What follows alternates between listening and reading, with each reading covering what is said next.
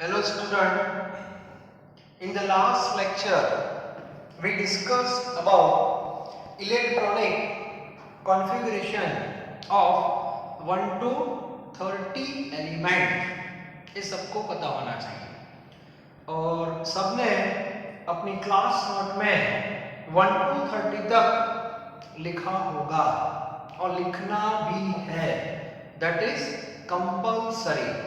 Okay, अब मैंने आपको बताया था दो एलिमेंट क्रोमियम और कॉपर वो पेंसिल से आप लिखना, उसमें मुझे करेक्शन करवाना है, इसीलिए। तो यहाँ पे टॉपिक है बहुत सिंपल है। नॉर्मली आप सबको पता है we are interested in stability, ये सबको पता होना चाहिए। हमें स्टेबिलिटी में इंटरेस्ट होता है लाइफ में। वैसे ही इलेक्ट्रॉन जो है वो भी ट्राई करेगा टू गेट स्टेबल, और उसके लिए एक कंडीशन है D5 and D10, particular for d orbital. Mainly D5 का मीनिंग होता है हाफ फिल्ड और D10 का मीनिंग होता है फुली ऑक्यूपाइड। ओके, आपको पता है d ऑर्बिटल की जो कैपेसिटी है वो मैक्सिमम 10 इलेक्ट्रॉन को फिल करने की, मैक्सिमम 10। इसका मीनिंग हुआ कि D10 है, इसका मीनिंग हुआ फुली ऑक्यूपाइड वो ऑर्बिटल है। ऐसी कोई सिचुएशन बनती है तो एटम को अच्छा लगता है D10 which is known as fully occupied orbital, और उसका 50% दैट इज D5 और D5 को बोलते हैं हाफ फिल्ड। ये भी उसको अच्छा लगता है। Both condition represent stability. Okay, और क्रोमियम और कॉपर में जो इश्यू है वो मेन है। क्रोमियम जो है इसका नंबर 24। अब आप सबने लिखा होगा 1s2 2s2 2p6 3s2 3p6 4s2 and 3d4। देखो क्लास नोट में ऐसा लिखा है कि नहीं आपने?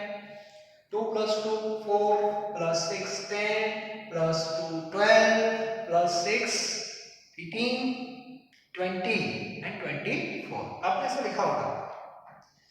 अब एक क्रोमियम जो है उसको रात को नींद नहीं आती। क्यों नहीं आती? सबको D5 करना होता है। देखो D5 D10 सबको अच्छा लगता है। अब क्रोमियम ने नोटिस किया कि उसके पास जो D है पर्टिकुलर 3D, उसमें 4 इलेक्ट्रॉन है, मतलब ये कंडीशन को फुलफिल करनी है तो एक इलेक्ट्रॉन कम है, तो बाहर से तो आ नहीं सकता, ये पॉसिबल है ही नहीं।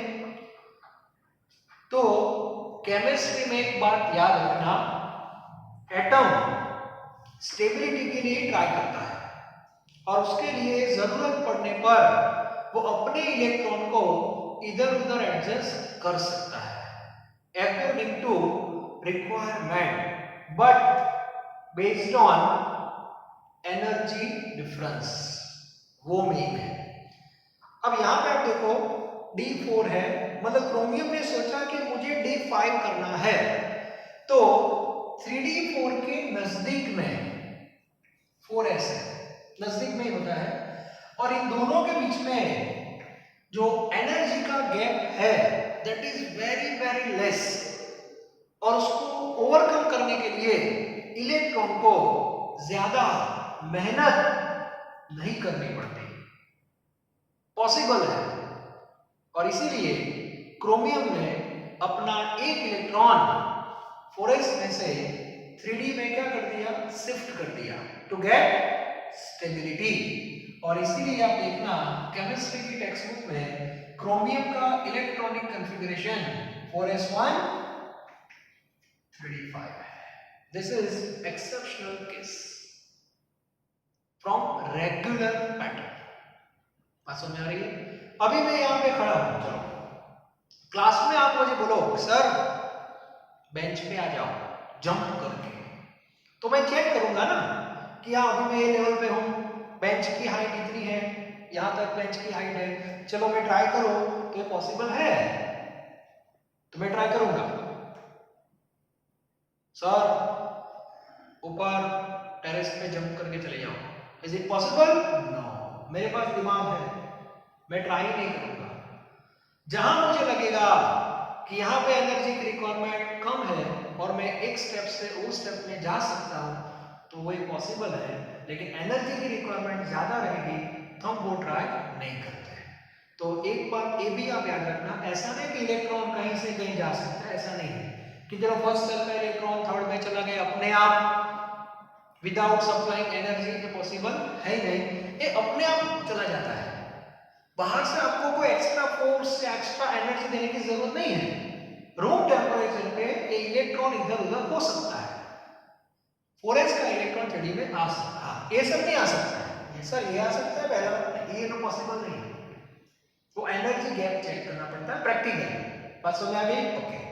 दूसरी बात, क्रोमियम के नीचे मैंगनीज होता है, इसका नंबर है 25, तो उसमें आप क्या लिखोगे? 1s2 2s2 2p6 3s2 3p6 4s2 and 3d5। इसका मीनिंग क्या होगा? इसमें तो d5 अपने आप सेट ही हो गया। आप बोलोगे सर ये तो सही है, इसमें मैं क्यों लिखा, उसका एक रीजन है।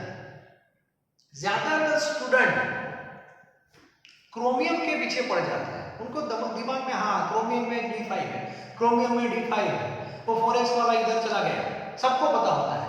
और इससे स्टूडेंट के दिमाग में d5 वाला कौन? क्रोमियम, बस इसके दिमाग में वही घुस जाता है। जो रियल में रेगुलर d5 है इसको भूल जाता है। अब बात समझ आ रही है? तो मेरा पॉइंट है d5 वाले दो है, chromium as well as manganese. Manganese तो बेचारा रेगुलर d5 पे है और एक इरेगुलर है, तो आपको d5 वाले दो याद रखना है, regular irregular. Clear? Chromium and manganese. Okay. इसके बाद कॉपर, इसका नंबर है 29, 1s2 2s2 2p6 3s2 3p6 4s1 3d9। Yes 29। Copper को भी रात को नींद नहीं आती, उसको भी D10 दिखाई दे रहा है, D10 D10 D10 D9, sorry यहाँ पे 4s तो D9। तो कॉपर ने भी अपना एक इलेक्ट्रॉन 4s में से उठा के D में डाल दिया, तो D10 हो गया कि नहीं? यस, तो ये भी एक्सेप्शनल केस है। और 30, that is zinc, 1s2 2s2 2p6 3s2 3p6 4s2 and 3d10। इसमें तो D10 अपने आप आ ही रहा है, तो इसका मीनिंग हुआ D10 वाले भी दो, रेगुलर इरेगुलर। रेगुलर कौन? Zinc, irregular copper. D5 वाले भी दो, एक क्लियर होना चाहिए। रेगुलर में आगे 4s2 है, इरेगुलर में आगे 4s1 है, दोनों में से तो क्लियर होना चाहिए। तो टेक्स्ट बुक में आप देखना क्रोमियम और कॉपर के आगे स्टार मेंशन किया है, it means their electronic configuration is different from ideal। जो आइडियल होना चाहिए उससे थोड़ा अलग है। तो नॉर्मली जब क्वेश्चन इलेक्ट्रॉनिक कॉन्फ़िगरेशन का आता है बोर्ड में या कहीं पर भी, तो उसमें क्रोमियम और कॉपर सबसे ज्यादा आता है, क्योंकि उसमें गलती होने के चांसेस है, इसलिए। क्लियर? तो कल जो मैंने आपको बताया था क्रोमियम कॉपर, आप पेंसिल से लिखना तो करेक्शन कर दो, जहां पे 4s2 लिखा है वहां पे 1 कर दो और D4 लिखा है वहां पे D5 कर दो। क्लियर? और कॉपर में भी ऐसा है, 2 है वहां पे 1 और 9 है वहां पे क्या कर दो? 10 कर दो। क्लियर? ओके। और ये दो केस 1 to 30 में आते हैं, ऐसे ही बहुत सारे केस है, वो आगे आगे जाएंगे, आप पढ़ोगे वैसे वैसे क्लियर होगा। लेकिन 1 to 30 में दो क्लियर होने चाहिए, क्रोमियम एंड कॉपर। ओके, चलो अब नेक्स्ट पॉइंट। अब कल मैंने दूसरा एक पॉइंट आपको बताया था कि आपको इलेक्ट्रॉनिक कॉन्फ़िगरेशन दूसरी एक पैटर्न है, दैट इज बॉक्स पैटर्न, उसके बेस पे भी आपको पता होना चाहिए। और उसके लिए आपके पास इनर्ट गैस का लिस्ट होना चाहिए। इनर्ट गैस, नोबल गैस, और हमारा जो पीरियोडिक टेबल है उसमें कौन सा group, that is 18th group, उसका पूरा लिस्ट आपके पास होना चाहिए। सबको शायद पता होगा, हीलियम नाम सुना है सबने? Helium, neon, argon, krypton, xenon, radon. Okay, ये सबको बॉक्स में लिख दे रहा हूं मैं। सबका electronic configuration, sorry atomic number पता होना चाहिए। हीलियम का 2 है, इसका 10 है, इसका 18 है, इसका 36, then 54, and last one is 86। ये पता होना चाहिए। आप बोलोगे सर याद कैसे रखेंगे? तो उसके लिए एक मैजिक नंबर है, और ये मैजिक नंबर जो है दैट इज 8, 8, 18, 18, 30। ये मैजिक नंबर है। मैजिक नंबर का मीनिंग क्या होता है? मैजिक नंबर का मीनिंग होता है फर्स्ट एलिमेंट का एटॉमिक नंबर आप याद रखो, फर्स्ट का।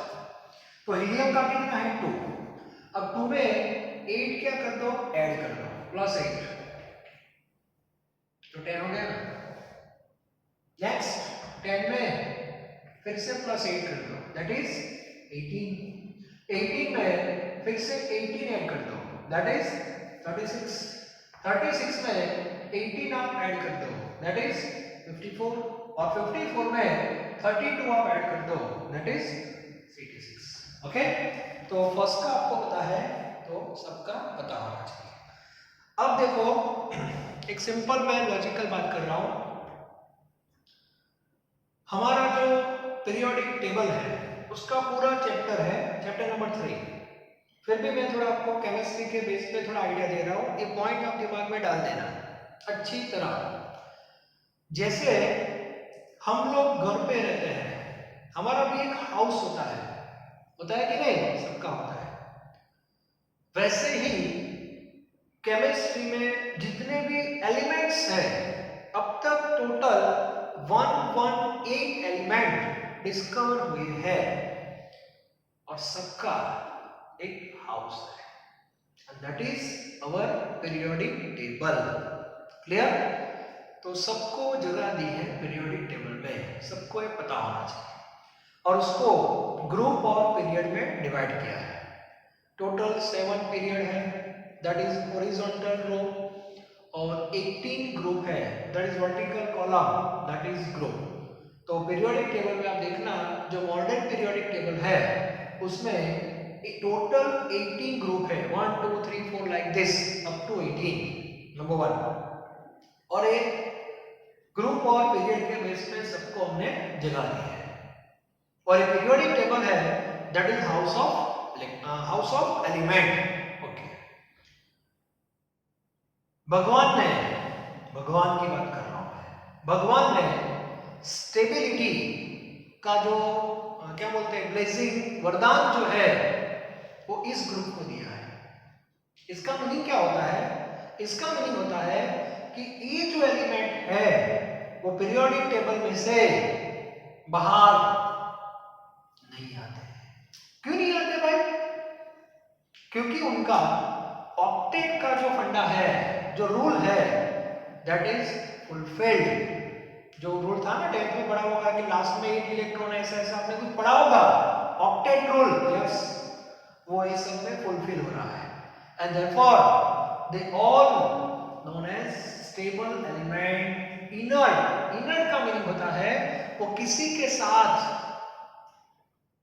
बॉन्डिंग में नहीं आते। यस, क्यों नहीं आते? घर से बाहर निकलते ही नहीं है। पूरे केमिस्ट्री में आप देखना हीलियम का एक भी कंपाउंड नहीं है, मतलब वो दूसरे हीलियम के साथ भी अटैच नहीं होता और अदर देन हीलियम भी अटैच नहीं होता। उसका रीजन है कि उसको जरूरत ही नहीं है। यस, भगवान ने बोल दिया तथास्तु, जाओ, आपको किसी की जरूरत नहीं, आप अकेले रहो, नो प्रॉब्लम। होता है ऐसा। हम लोग घर से बाहर क्यों आते हैं, मुझे बताओ, आप घर से बाहर क्यों आते हो? सर पढ़ने के लिए। क्या बात करते हो, पढ़ने के लिए? बहुत अच्छी बात है। फिर भी क्लास में से कुछ बच्चे बोलते हैं सर हमें तो पढ़ना नहीं है, लेकिन ये पापा भेजते इसलिए आना पड़ता है। अब एक बात कान खोलकर सुन लो, पढ़ने के लिए आते हो, बात सही है, लेकिन उसके पीछे फाइनल जो गोल होता है आपका और पेरेंट्स सबका, that is to get stability. पढ़ो, अच्छे नंबर से बाहर निकलो, पास हो जाओ, कॉलेज में जाओ, वहां भी अच्छा परफॉर्म करो, उसके बाद अच्छी जॉब मिलेगी। जॉब के बाद तो आपको सब पता है क्या क्या मिलता है, ठीक है? तो ये सब जो हो रहा है that is part of stability, ये क्लियर होना चाहिए। और इसीलिए आप घर से बाहर निकलते हो, आपके पापा निकलते हैं, आप निकलते हो, मैं निकलता हूं, हर कोई घर से बाहर निकलता है, उसका एक ही फंडा है, to get stable. Yes, point याद रखना। और कुछ लोग ऐसे भी हैं हमारे सोसाइटी में जो ऐसे हम जो काम करते हैं वैसा काम नहीं करते, बस वो अपनी जगह पे बैठ जाते हैं, बस ऐसा मान लो कि वो 18 ग्रुप वाले हैं। यस, अब पीरियोडिक टेबल में मैंने आपको बताया टोटल 18 ग्रुप है। अब 18 ग्रुप वाले पीरियोडिक टेबल में से बाहर नहीं आएंगे। Is it clear? ओके, तो इसका इनडायरेक्ट मीनिंग क्या हुआ, 1 to 17 वाले जो है वो सब बाहर आते हैं, ऐसा इसका मीनिंग हुआ। सब बाहर आएंगे मार्केट में, ऐसा स्टोरी है। सब एक दूसरे के साथ कांटेक्ट में आएंगे, यार तू कैसे आया, तू कैसे आया, और बाद में आपको पता है sometimes exchange of electron, sometimes sharing of electron between two elements, and finally all get stable, और बाद में कंपाउंड का फॉर्मेशन होता है। सब पढ़ेंगे हम, टेंशन मत लो। लेकिन अभी मेरा इतना पॉइंट है कि इनर्ट का कॉन्सेप्ट क्या है वो पहले आपको पता होना चाहिए। ओके, तो ये इनर्ट जितने भी है उसका लिस्ट होना चाहिए with atomic number, and it should be clear. Okay, अब बॉक्स पैटर्न की जो मैं बात कर रहा हूं उससे रिलेटेड है इसलिए। अब मान लो कि आपने लिथियम का नंबर क्या है 3, तो लिथियम का इलेक्ट्रॉनिक कॉन्फ़िगरेशन आपको लिखना है। तो जो हमारी अभी जो पैटर्न है जो आपने क्लास नोट में लिखा है उसमें आपने 1s2 और 2s1 लिखा होगा, चेक करो 1s2 2s1 आपने लिखा ही होगा, ठीक है? अब मैं इसको बॉक्स पैटर्न में लिख रहा हूं with the help of inert. अब मुझे बताओ लिथियम के नजदीक में इनर्ट कौन है, दैट इज हीलियम। तो इसका मीनिंग हुआ हीलियम में 2 इलेक्ट्रॉन होते हैं, तो ये जो पार्ट है that is like helium, actually 1s2 है वो हीलियम का है, देखो क्लास नोट में, तो 1s2 की जगह आप हीलियम लिख दो। तो हीलियम आपने लिख दिया, इट मींस आपका 1s2 पार्ट हो गया, और बाद में आपको लिखना है 2s1। ये बॉक्स पैटर्न है।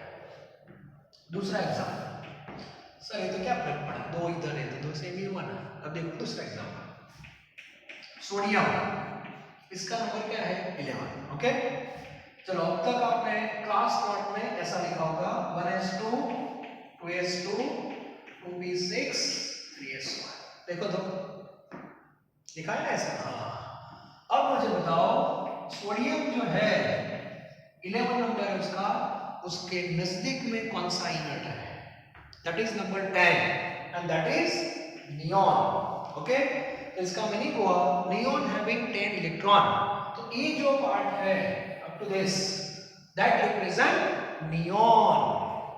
इसका मीनिंग हुआ आपको ये नहीं लिखना है, डायरेक्ट लिख देना है नियॉन। नियॉन लिख दिया मतलब आप 10 तक पहुंच गए, देखो 10 हो गए, 2 + 2 4, 4 + 6 10 हो गया कि नहीं? तो नियॉन के बाद आपको डायरेक्ट लिख देना है PS। So in future sodium का ए भी आप लिख सकते हो, ए भी लिख सकते हो।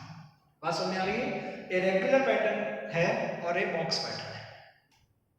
1 to 30 तक ये चलता है, 1 to 30 तक ये पैटर्न चलेगी, लेकिन 30 के बाद जब आप लिखोगे तब पागल हो जाओगे। तो उस सिचुएशन में a box pattern that will helpful to write electronic configuration, तो ये आपको पता होना चाहिए। तो इसका एक मैं फॉर्मेट आपको दे रहा हूं, वो फॉर्मेट आप दिमाग में डाल देना। जैसे वो ट्राइंगल हमने बनाया था मास वॉल्यूम मोल का, वैसा ही एक कॉन्सेप्ट यहाँ पे है जो मैं आपको बता रहा हूँ, और वो माइंड में सेट कर देना। क्लियर? तो बात समझ में आ रही है बॉक्स पैटर्न का मीनिंग क्या है? ओके, आपका जो वर्क है वो थोड़ा इजी हो जाएगा। ओके, तो उसके लिए क्या करना है वो देखो। तो सबसे पहले आप इनर का एक ग्रुप बना दो with atomic number. Clear? Okay, अब क्या करना है देखो, हीलियम के बाद आप याद रखना यहां से 2s, नियॉन के बाद 3s, आर्गन के बाद 4s, क्रिप्टॉन के बाद 5s, 6s और 7s। हो गया पूरा? टोटल 1 2 3 4 5 और 6 रो बनाने जा रहे हैं। इन शॉर्ट हमारे पास 4 सबसेल है, S, P, D और F। तो S से स्टार्ट होगा, मतलब 2s से, और ऑल 6 रो ऑक्यूपाइड। ओके, अब बीच में थोड़ी गैप रखनी है। S के बाद P, तो 2a का स्पेस रखना 2p, यहाँ पे नीचे 3p, देन 4p, देन 5p, देन 6p एंड 7p। ओके, तो S और P पूरा कंप्लीट है। अब बात करते हैं D की। अब मुझे बताओ D जो सबसेल है वो स्टार्ट कहां से होता है? फर्स्ट सेल, सेकंड या थर्ड सेल से, मतलब 3D होता है। अब 3D आप यहाँ कहाँ सेट करोगे? तो उसके लिए 6 लाइन जो है 6 रो, उसमें से फर्स्ट 2 को स्किप कर दो, ये 2 लाइन है उसको छोड़ दो, और बाद में D स्टार्ट होगा। ये रहा 3D। अब 3D कहाँ लिखेंगे? तो यहाँ नहीं लिखना है, इसके आगे लिखना है। यस, यहाँ पे 3D के बाद यहाँ पे 4D के बाद 5D और 6D। ये हो गया। ओके, इसके बाद आता है F आपका जो स्टार्ट होता है 4F से आता है, और 2 रो स्किप कर दो, मतलब टोटल 4, 1 2 3 4। यस, लास्ट रो में आएगा, तो यहाँ पे आएगा आपका 4F और यहाँ पे आएगा 5F। फिनिश। बस इतना याद रखना है। इन शॉर्ट S और P के लिए ऑल 6 रो ऑक्यूपाइड, सब आ जाएंगे। D के लिए पहली 2 रो स्किप कर दो, फर्स्ट एंड सेकंड, और 3D 4D 5D 6D। Clear? और F के लिए और 2 रो स्किप कर दो, मतलब टोटल 4 रो स्किप कर दो, 2 ही आएगा, 4F और 5। फिनिश। क्लियर? अब देखो आप, अब इसमें ए पैटर्न में इसका मीनिंग हुआ, हीलियम के बाद आपको याद क्या रखना है? 2s 2p। ये फॉर्मेट हो गया। After helium 2s 2p, after neon 3s 3p, after argon 4s 3d 4p, then krypton 5s 4d 5p, xenon। ए पैटर्न आपको याद रखना। अब देखो आप रेडॉन लिख दिया, इसका मीनिंग आप 86 तक पहुंच गए। क्लियर? अब आगे इतनी ऑर्बिटल है। अब देखो S में आप कितने इलेक्ट्रॉन ऑक्यूपाई करवा सकते हो? मैक्सिमम 2। काउंट करते जाओ, 86 + 2 88। F में 14, 88 + 14 98 + 2 102, then 10 112 and then 6, total 118। तो केमिस्ट्री में अभी मैंने बताया टोटल एलिमेंट 118 है, तब 118 तक इलेक्ट्रॉनिक कॉन्फ़िगरेशन लिख सकते हो इन दिस पैटर्न। क्लियर? अब 2-3 एग्जांपल। मान लो कि एग्जाम में चलो एक एलिमेंट है, कौन सा है वो हमें पता नहीं है, but atomic number is given 50। अब इसका आपको इलेक्ट्रॉनिक कॉन्फ़िगरेशन लिखना है। तो वो जो ओल्ड पैटर्न हमारी थी 1s वाली, वो तो पागल हो जाओगे आप, 50 तक कहां तक जाओगे? तो बेटर है 50 जो है वो किसके बीच में आता है चेक करो।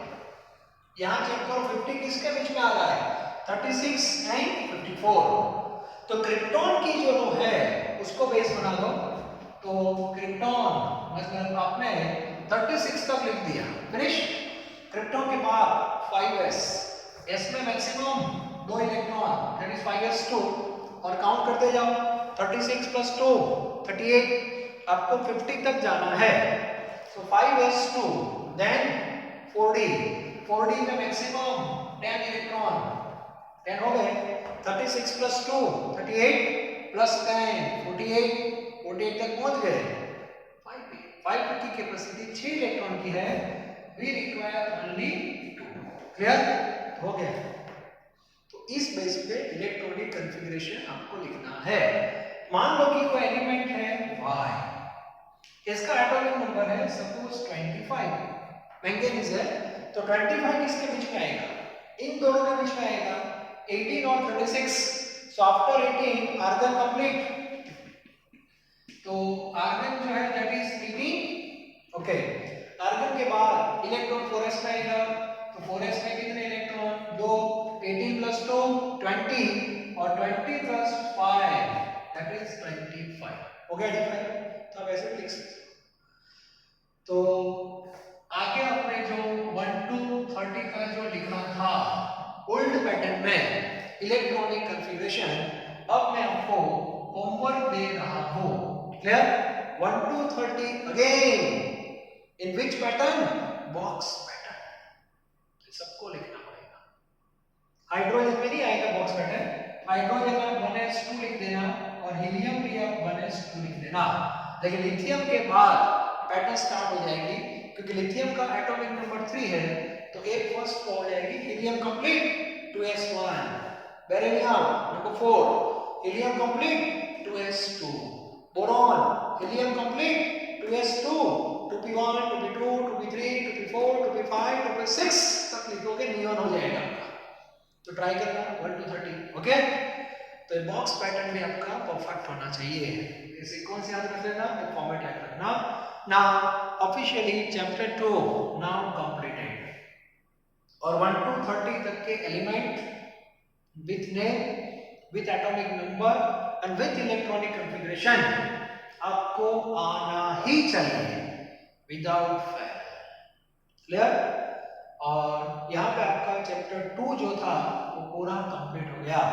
इलेक्ट्रॉनिक कॉन्फ़िगरेशन का मीनिंग है कि आपने इलेक्ट्रॉन को ऑर्बिटल में ऐड कर दिया विथ रूल, और मैंने बाहर से ताला लगा दिया, जला रहा हूं। ठीक है?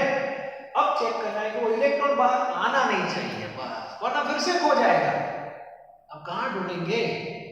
तो अब सब मैं एक चैप्टर कैसे स्टार्ट हुआ और कैसे वो कंप्लीट हो रहा है क्लियर होना चाहिए। और एक चैप्टर के 2 पार्ट थे। पार्ट 1 जो था that is up to Heisenberg, और पार्ट 2 जो था दैट इज क्वांटम मैकेनिक्स। ठीक है? अब इसके जो एक्सरसाइज के जो भी क्वेश्चंस है बहुत ज्यादा है, तो वो एक्सरसाइज के क्वेश्चंस पार्ट 2 में जो है क्वांटम मैकेनिक्स वो बेस्ड है। तो सारे क्वेश्चंस मैं आपको करवाऊंगा लेक्चर्स में। ठीक है? पार्ट 1 जो है न्यूमेरिकल नॉर्मली आते हैं उसमें से, तो बहुत सारे क्वेश्चंस हमने सॉल्व कर दिए हैं आगे भी। उसमें से जो नए क्वेश्चंस हैं वो मैं यहाँ पे करवाऊंगा, और बाकी जो भी मैं आपको दे रहा हूँ वो होमवर्क में आपको कर देना है। ठीक है? तो नेक्स्ट लेक्चर से अब ट्राई करेंगे चैप्टर 2 एक्सरसाइज। ओके, तो स्ट्रक्चर ऑफ एटम यहाँ पे कंप्लीट हो रहा है। Thank you very very much.